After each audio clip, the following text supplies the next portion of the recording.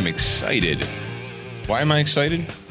I'm excited to be able to come to the microphone and talk to you about, I've got a project that I've been working on. I've been teasing you. We've been talking about it.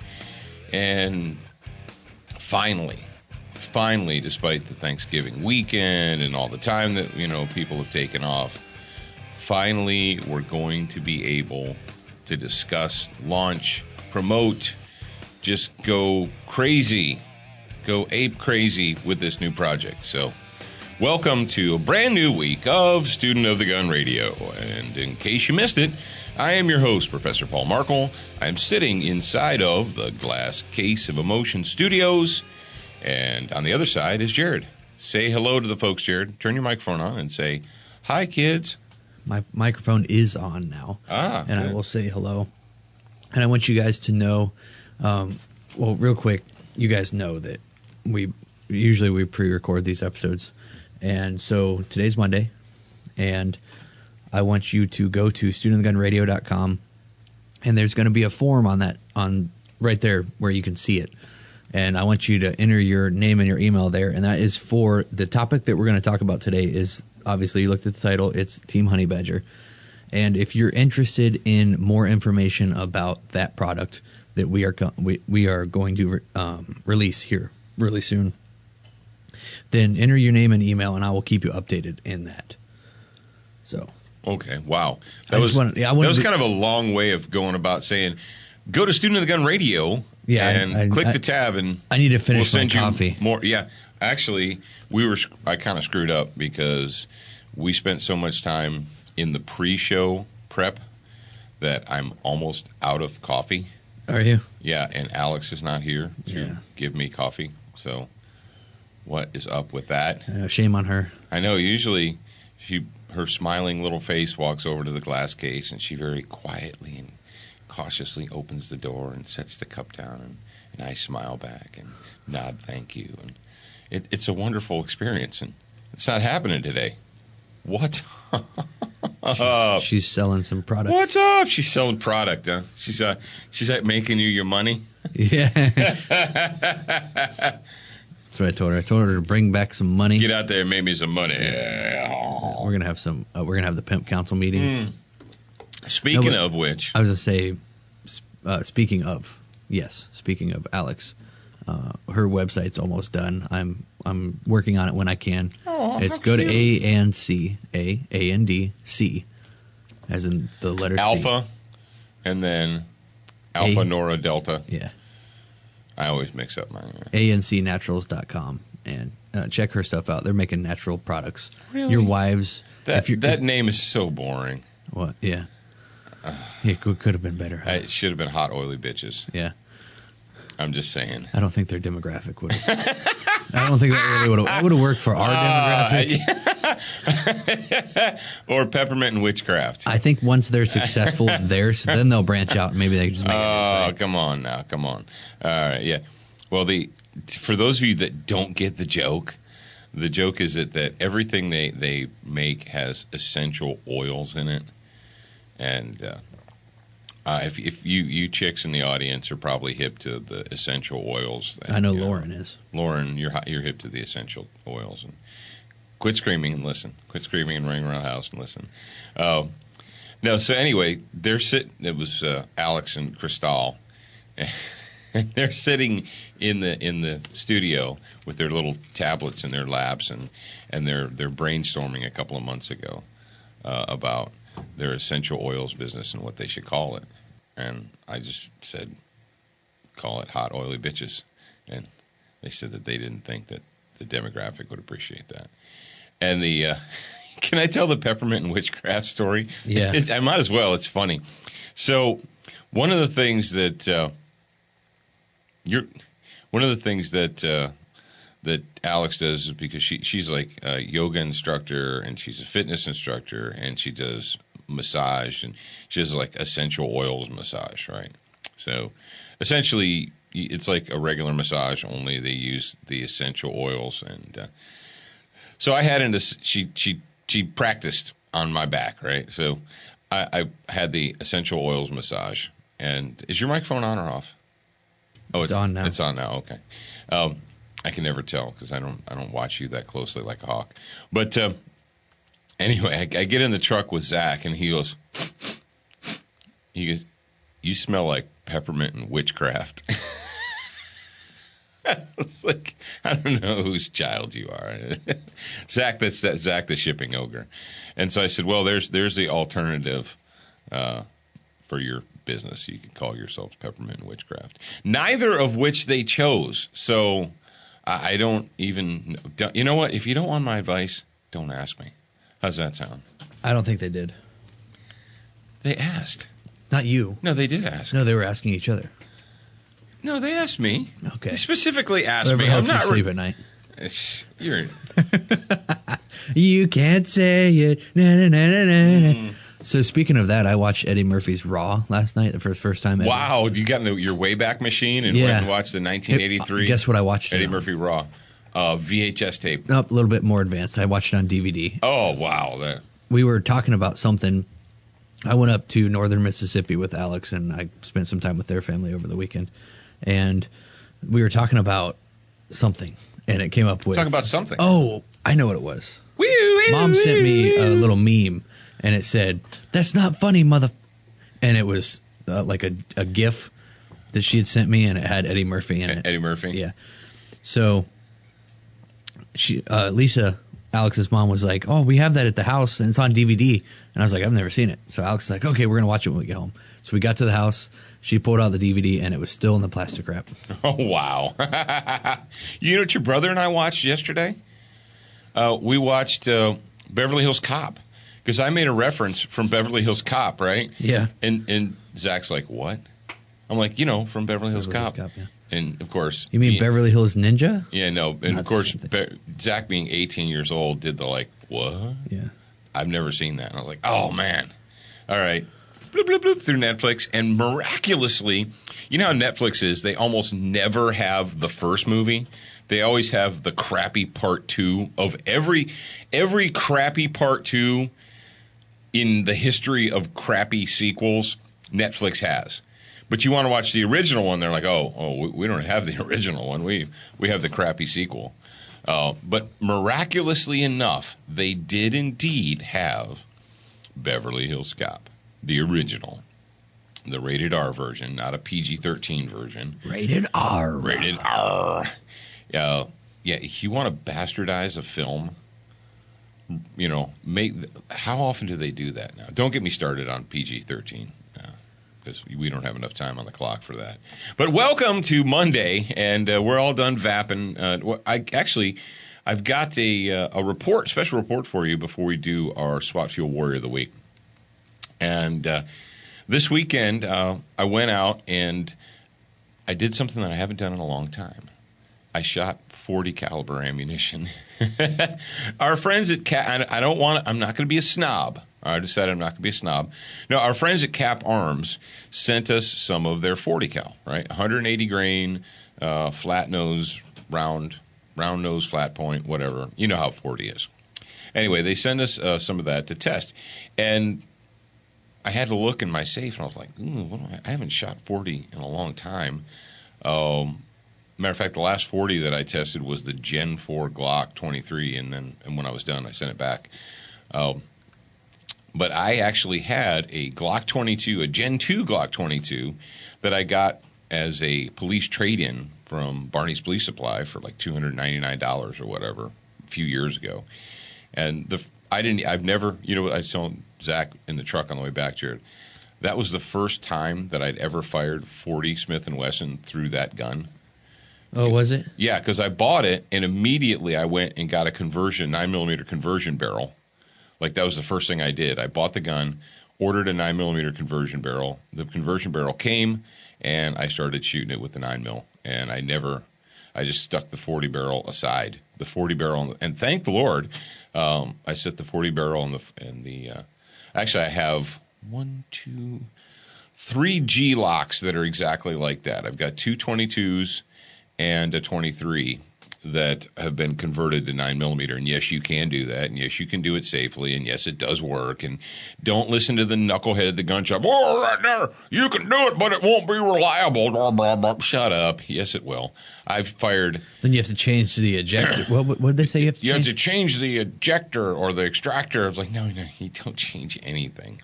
Literally, the only thing you change is the barrel and the magazine. That's it. You cannot shoot 9 out of 40 magazines. It won't work. Or at least not very well. So any Hooser, the pistol in question, a couple of years ago, I guess it's been almost a couple of years now, I started working with mini red dots and red dot optics on pistols, not as a competition thing, but as a fighting gun. And what I'd done with this one is Aimpoint makes a dedicated mount that you just tap out the rear sight on your, if you don't feel like milling and drilling and carving on your gun, if you don't have the ability to do that, if you're just going to do it at your own workbench, you just knock out the rear sight and you put the mount in there, bingo bango, and you can mount a T1 or an H1, an Aimpoint T1 or H1 micro. So that's what I did. And I've been shooting that gun in 9mm for a couple of years. A lot of fun, man. We went to shooting ed camp and they had all that steel set up. I was like a pig in slop. I was like a pig in the mud, man. Throw me in the briar patch. But I never done it with 40. I was like, well, all right, I got this 40 ammunition from Cap Arms. I'm going to put that barrel back in, hit the range. Well, guess what? Flawless performance. Flawless. Every single round, bing, bing, bing, bing, bing, just like it was supposed to. I stripped the gun down. I fired about 150 rounds in one session through that gun. Stripped it down, and I think I told you that we talked about me cleaning that thing up, and I think we did it on Friday. We talked about on the grad program about taking it apart and going, ooh, I hadn't cleaned that in 2 years. But actually, no kidding, I frog lubed it, and you can see the carbon and the nastiness in it because you can't stop ammo from, making carbon. But I was able to take the Q-tips and wipe it out. It wasn't hard baked on. Like a lot of times, it gets hard baked on. You have to scrub it with a wire brush or whatever. I've heard that the Cap Arms ammo is a little bit cleaner than standard or other ammunition. Did you notice any difference? Well, I mean, like I said, I took it apart and it was pretty darn clean. And I've shot enough ammo to know when ammo is dirty. Yeah. The only problem that I've ever had with that setup, with the converted 9 and the optic, is there's some of that imported ammo. I think it's the green cased stuff like the Tool or the Monarch or whatever that seems to be really soft, like really not enough oomph to push the optic back to. The only time I've ever had stoppages was using imported steel cased ammo that was kind of weak. I guess you could say it was kind of weak ammo. And I was really shocked. I'm like, holy crap, this is a Glock, and I had a failure. What the heck? That never happens. And then I realized what was happening is it was happening with that ammo. I loaded up that gun. I was like, okay, what's going on? So I put a whole magazine of Black Hills through it, and not a hiccup. I was like, I get it now. But with the 40, there's enough oomph to drive that slide back. And you think, well, man, a T1 is really super light. I mean, a T1 is, I don't even know what it might weigh 3 ounces. I don't even think it weighs 3 ounces. It might weigh 3 ounces. It's pretty light. More than it was before. So, yeah, but if you put, just out of curiosity, I'm going to look up the weight of a T1 micro. But if you guys want to actually check out Cap Arms, you can go to caparms.com. Check them out. They got a bunch of different kinds of ammunition on there. They've got match grade as well as carry or duty ammo. And I'm not supposed to tell you guys this, but I'm going to, since it's Cyber Monday today, and we didn't really do too much over the weekend because we were prepping for this Honey Badger launch, I'm just going to go ahead and give you this. All right? This is, usually it's only for our grad program, but I'm going to give you guys the... Jared's about to do something. He's about to be benevolent. Yeah. The discount code, Cap Arms actually gave us a code for you to save money on your ammunition.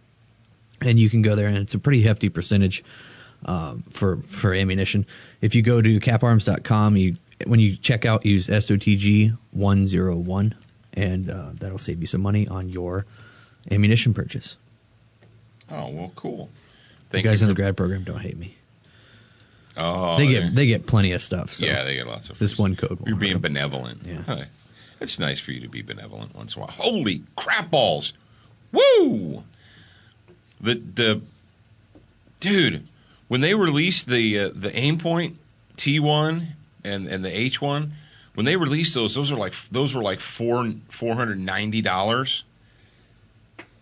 An Optics Planet, $629. Wow. I obviously have not been paying close attention. And you're like, wow, that's crazy. I would never do that. Well, here's the thing. An Aimpoint T1 is the last mini red dot you ever have to buy. And they don't even sponsor us. No, they don't sponsor us. They should, though. They're our friends. I mean, we know the guys. Leonard Jungfeld. I know Leonard. But the fact is you can take that. This is how I knew Aimpoint was no kidding. I was working for the military as a contract instructor, and the Aimpoint rep came in, and I tell you about him throwing the thing across the room. No. Yeah. He turned on the T1. They're brand new then. This is like back in 07, 08. And he said, hey, and he turned it on and he passed it around. And he passed it around the room. Everyone looked at it. And we were in a training facility with a concrete floor, like in one of those big steel buildings. And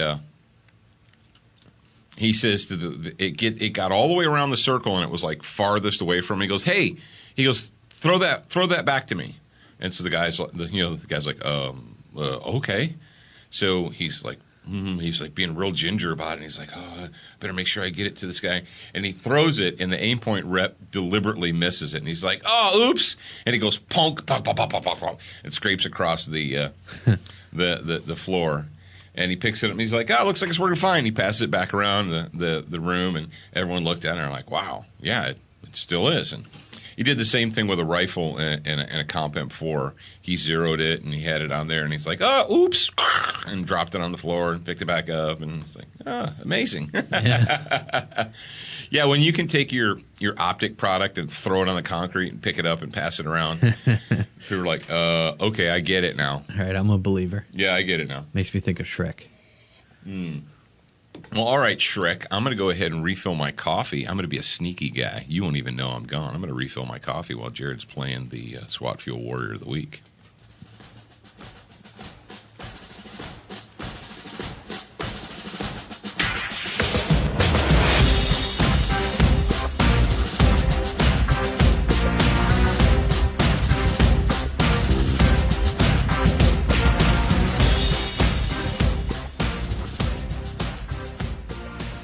Hey, Paul and Jared. This is Jay Cook from the east side of Oregon, calling in again. With the new book coming out about training children, or raising kids, I was hoping you could have a discussion about your feelings on post-safety training. I believe every kid should learn firearm safety, but after that you have to go into actually firing the weapon. As opposed to playing games or hunting, what are your feelings on training kids for tactical shooting? My son's 7. He knows about the pelvic girdle, thoracic cavity. What are your feelings on that? Thank you. I have definite feelings. But before I give my definite feelings, Jared, remind Jay Cook on the east side, East Side, Oregon, woo! Go ahead and remind him what he needs to do to cash in on his SWAT fuelage. So, since he's from the east side of Oregon, would you say he's an east side OG? Wow, okay, you're wrong. You're wrong. Shay Cook, I need you to send Alex your name, mailing address, phone number, and include your email address typed in the body. Send that to Alex, ALEX, @studentofthegun.com, and you can get your free bottle of 9mm plus P. All right. Yes, step number 1. That's something we cover in the Honey Badger book. And I don't want to read the book to you guys, but I'll tell you this, and this is no secret if you've been listening to Student of the Gun. People say, well, I don't know when I should introduce my kids to guns and you have, I'm sure all of you have at least one like hippie, liberal, douchebag friend, coworker, relative, aunt, Tilly or whatever. It's like, that you can't have guns in a house with children. That's the worst thing you could do. Shut up, Aunt Tilly. You don't know what the hell you're talking about. That's like saying you can't have fire and water and electricity in a house with kids. That's the worst thing you can do. Yeah, fire and water, electricity, gravity, bleach, cleaning products. All these things can kill your kids if you let your kids drink them, swallow them, play with them, get in the pool unsupervised when they're 3 years old. Don't do that. The world is a dangerous place. We cannot remove the dangers. However, we can prepare our children to address and deal with the dangers. On one side, we have the sterilize the world crowd, that if we just try hard enough, we can sterilize the world. We can pad the world and smooth off all the rough edges of the world. But did you do an article or something called "You Can't Sterilize the World"? Yeah, I did. Okay, I did. I just wondered. Like 7-8 years ago. On a blog, on Student Gun blog. Is that where it is? Yeah, I think it's. Go ahead and look for it. I think it's gone. Do you still have the copy? We can put it on the blog. I don't know, son. I'm thinking about this right now. Okay. So, but anyway, when do you introduce your kids? Well, this is what I would say to people. They're like, "Well, how soon should I?" I don't want to scare the kids. I'm like, no, you don't need to scare them. When are your kids old enough to realize that they shouldn't play with matches or play with the stove, or that, fire is hot, we don't touch the stove? You're like, well, not very old. Little. When are your kids old enough to realize that they should? This is like really super basic. This goes back to like Paul kindergartens, like back in the dinosaur ages. But did you teach your kids to look both ways before crossing the street? Do we even teach our kids that anymore? Or do we just tell the kids, the street is dangerous, don't go near it? And you're like, well, at some point in time, my kid's probably going to have to cross a street. What? I know. At some point in time, your child will be out of your control and they will have to cross a street. So what do? We teach them, look both ways, look left, look right, look left again, cross the street, right? We do that, don't we? Well, if your kids are mature enough, intelligent enough to know, to be taught, look both ways, don't play with fire, leave the stove alone, don't stick the keys in the wall socket, it's bad for you. If they can be taught that, then they can be taught this is a gun, guns are not toys, guns are it's like daddy's power saw or drill or whatever, we don't play with it. And this is why. This is the dangerous end and so forth. If you want to do the Eddie Eagle thing, you can do that. I would never just leave it at the Eddie Eagle thing, because that just assumes that the kid's going to run away with it or from it, but never actually touch one. Well, you want to teach the kid, you want to ingrain from the very beginning, like, all right, at some point in time, you're going to be allowed to touch this object and hold this object. And when you do, you're going to be responsible for your behavior. So you teach them the 4 universal safety rules. Okay, bingo, got that covered.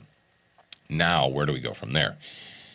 Be really cautious about the tactical and the fighting and the killing and be really cautious about that with your kids. Because kids, your kids, my kids, our kids, they're still kids, whether they're Paul Markel's kids or Shay Cook's kids or, Chuck Norris's kids or whatever, they're still children. And children's minds are not developed the way adults' minds are developed. Children need to be children. And we don't need to, we want to try not to burden our children with the horrors that we have to deal with as adults. Let them be kids for a while.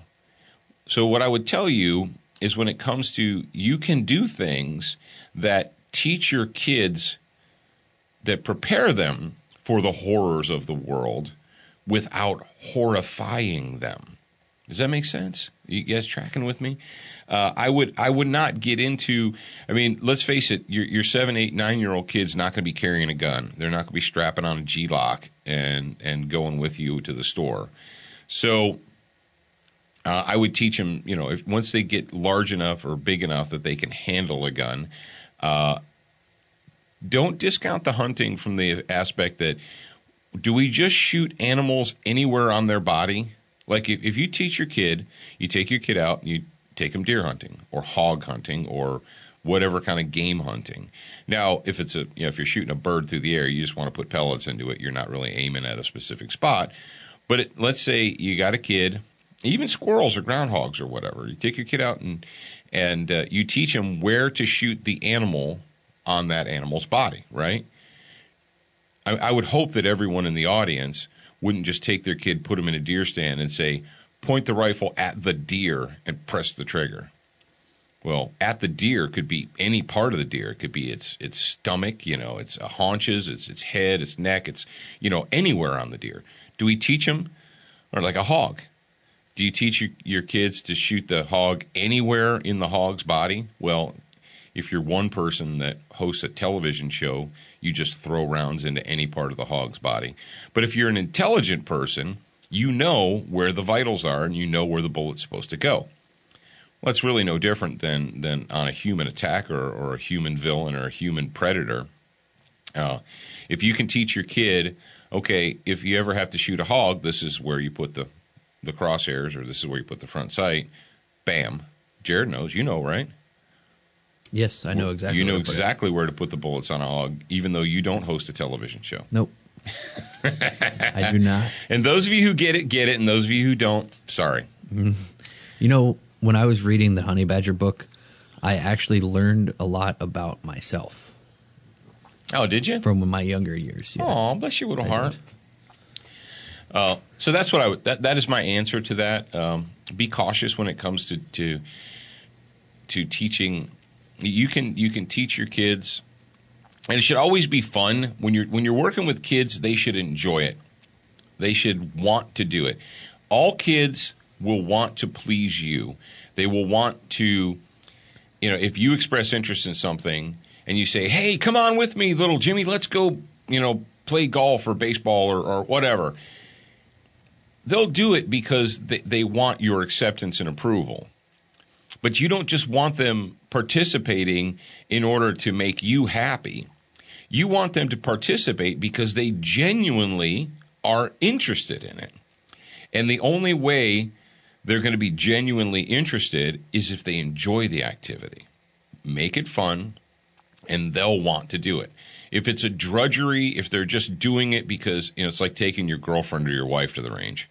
How many times have you guys taken your girlfriend or your wife to the range, and the only reason that they're there and the only reason they went with you is because they love you and they're tolerating you and putting up with you? Right? That's kind of the way kids are. Kids will put up with you. They'll tolerate you. They'll do what you ask them to do because you're their dad or you're their mom. But when it comes down to it, you don't want them to feel like it's a chore. Don't make your kids ever, if you ever make the learning experience feel like it's a chore or a duty or it's work, they're going to turn off to it. And you don't want to do that. And we talk about that in the Honey Badger book. Do you think that was detailed enough, Jared? I think it was detailed enough. Yeah, I think that was a pretty good answer. All right, so make sure you go to SWAT Fuel store and use the promo code SOTG2015. That's SOTG2015. And my computer's freaking out here. It's going. No, I can. Jared, this computer that's trying to be smarter than me. I was talking to your brother yesterday. They try to do that. They're like, I don't need my computer to outsmart me. Okay, I really don't. It's like the comedian that was talking about when you type something in Google and it auto finishes your sentence. Yeah, you type, and you can tell that Google's a chick because it's like, no, I didn't. I would never mean that. Yeah, yeah. It was. He goes, come on, Google, let me type 2 letters before you finish it for me. But I got to admit that I'm lazy and I know where I want to go, and I'll just type like 2 or 3 letters, and it takes me where I want to go. Yeah, where I've been before. But I digress. Let's go ahead and pay some bills. Let's thank our friends at Brownells, Brownells.com. And if you go to Brownells.com, you can order Frog Lube. You like that? Yes, you do. And you can order the Frog Lube. What kind is it? I'm not going to do it. Extreme. I'm doing the woo. Ric Flair. Yeah, well, Zach gets on me all the time because I'll like because I'm an idiot, and I'll do the degeneration X, that, and I'll You'll- go, you'll- woo! you'll And he mix goes, them. and he said, Dad, It's not the right thing. that's not what they do, Dad. You're such a geek. No. Woo! All right. Yeah, go to brownells.com. Order yourself some frog lube. Go to Velocity Triggers at velocitytriggers.com. They are superior. What, Jared? Superior quality and value. Superior quality and value. So So if you is it superior quality and value, or is it superior quality and superior value? both. Okay. Both. You're like, what's this Velocity Trigger thing all about? Well, it's about if you got a black rifle, they've got a trigger for you.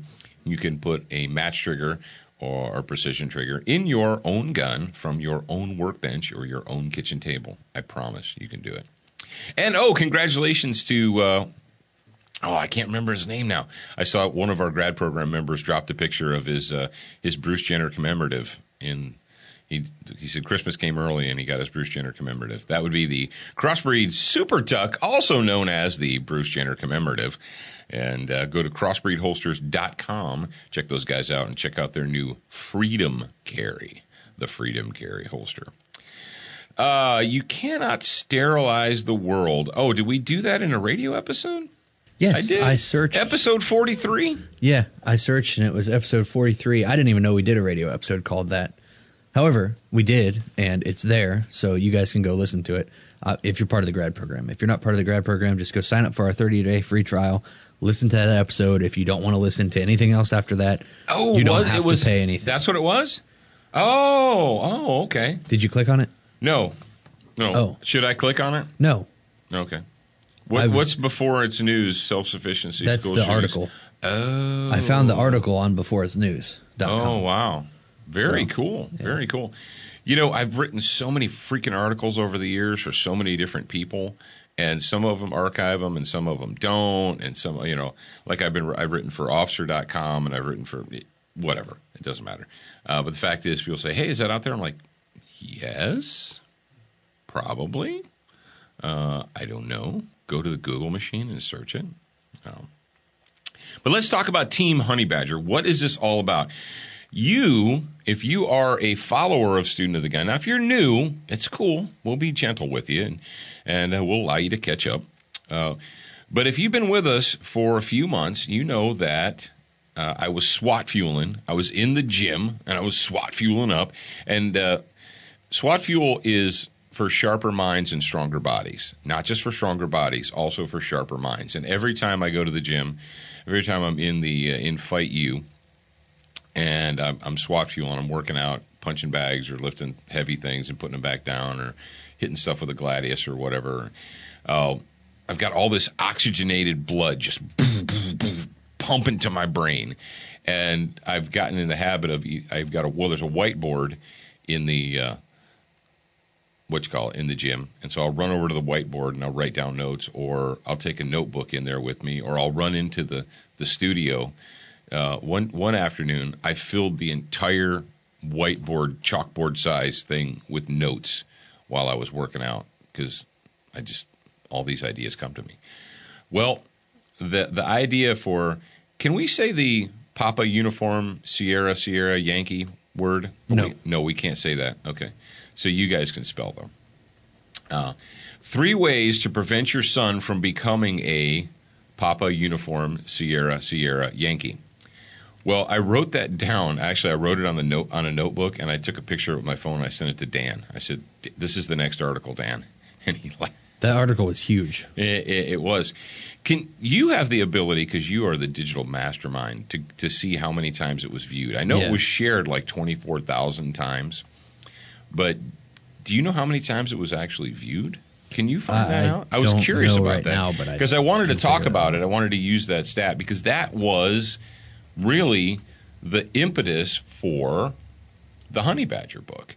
I did the article. The article blew up.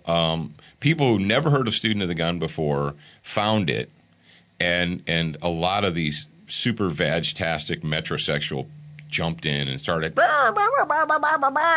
how dare you, and it's like, shut up, you weak. And the thing is, the people that complained the most were essentially, and you guys get it. The audience gets it. The audience is like, all like the whining and complaining and the vagination that you're putting on display here. You just proved the reason why this article needed to be written. It's like, do you not understand that you are the quintessential example of the problem? So anywho, wrote that article, and people seem to enjoy it. You guys seem to enjoy it. And I thought, well, maybe, just maybe, I could expand on that. And I hadn't figured it out exactly how I was going to expand on it until Zach the shipping ogre said to me something about honey badger don't give a boop.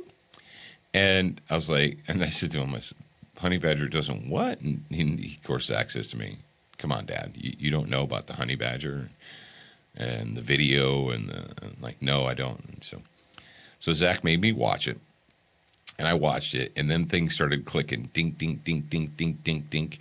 You know, in the gun culture, we always talk about, gun culture people like to talk about sheeps and, and sheepdogs and wolves. And, we like to throw out when the wolves are coming and the sheep are scared, the only time sheep like the sheepdog is when the wolf is there, and, wolves and sheepdogs and so forth. And, gun culture people like to consider themselves to be the armed sheepdogs of society, right? But how does that apply to your kids?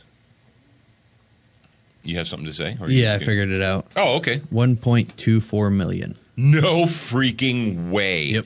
That article was that was all in 1, 2, 3, 4, 5, 6 days. And then that was just within the first 6 days, and then there's a couple here, a couple there. It keeps going. Are you kidding me? Yeah. That article was viewed 1.3 million times? Yeah, 1 point, yeah. Woo! Ric Flair. Woo! Yeah. That was just on our blog. So, including the other ones that repubbed it. I don't know. All right. Wow. Go us. Team us.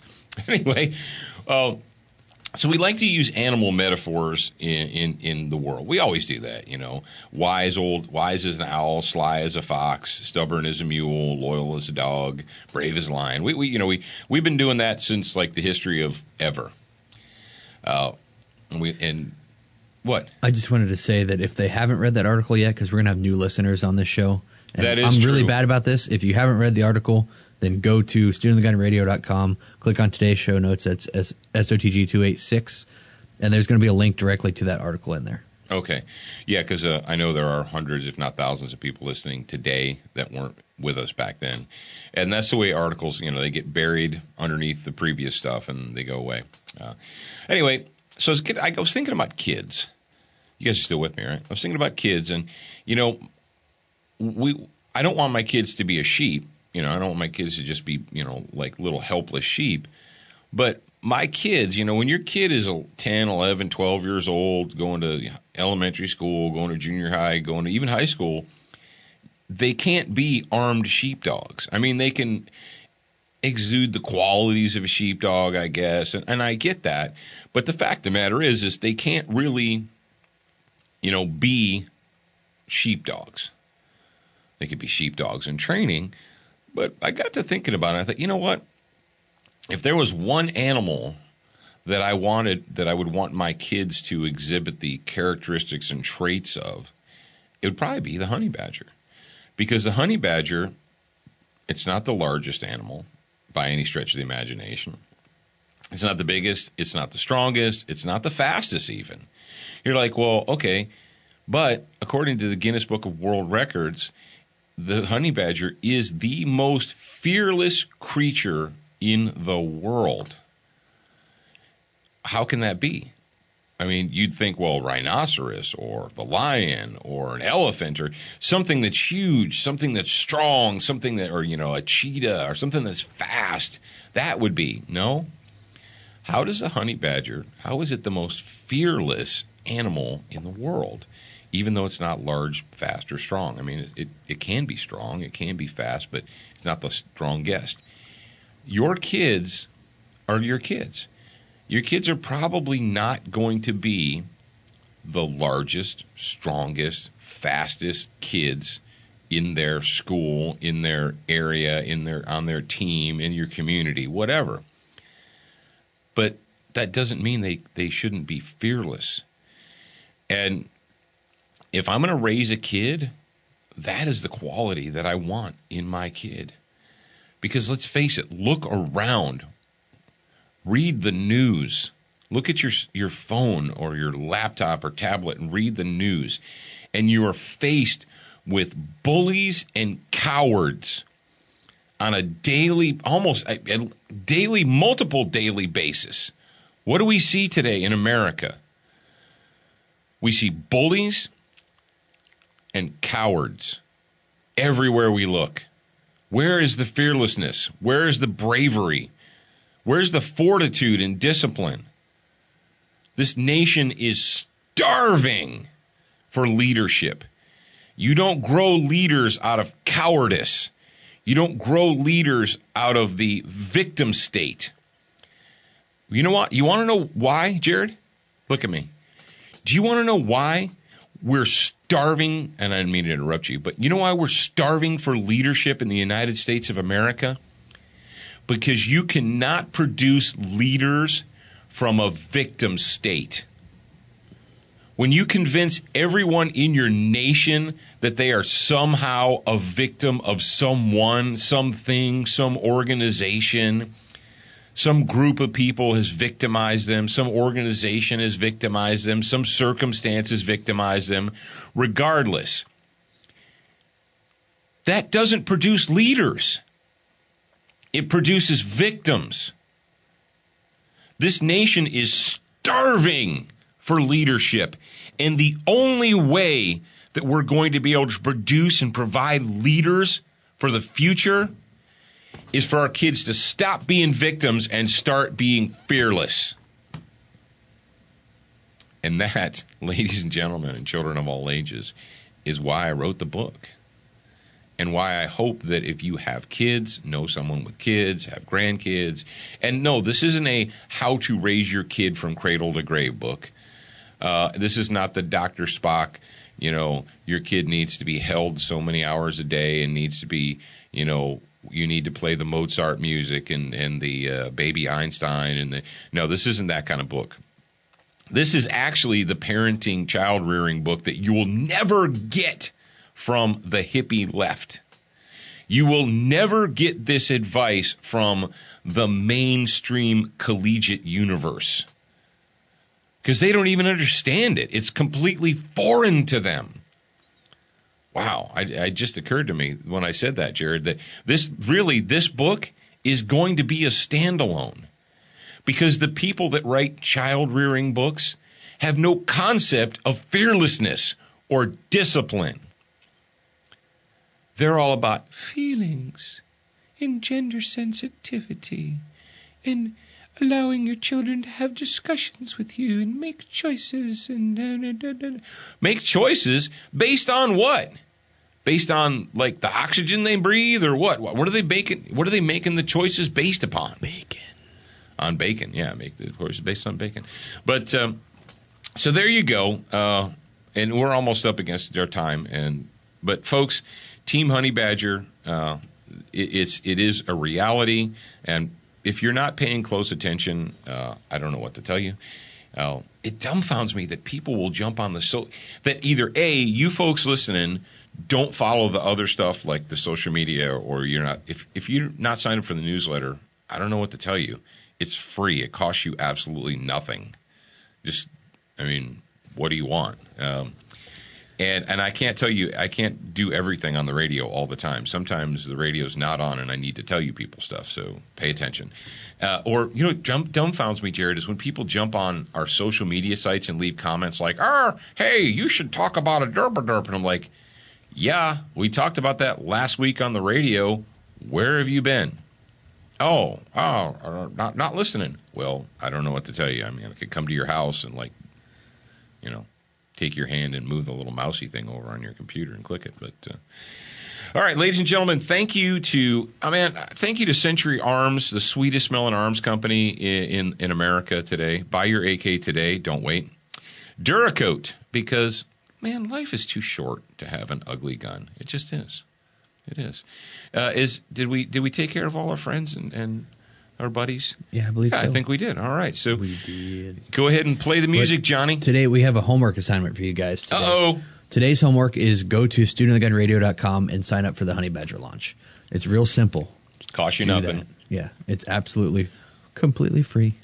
Actually, I guess it really costs your name and your email, but that's... It's going to cost you that like 45 seconds to a minute of your life. So I hope we're worth it.